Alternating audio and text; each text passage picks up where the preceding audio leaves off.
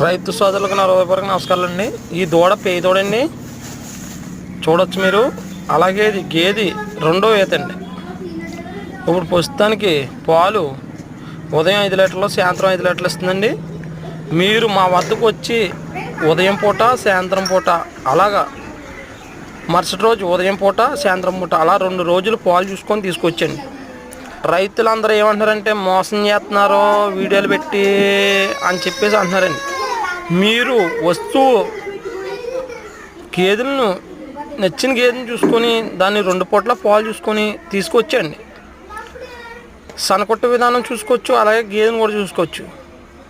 అన్ని విధాలా చూసుకొని మీరు రేటు మాట్లాడుకొని తీసుకొచ్చండి.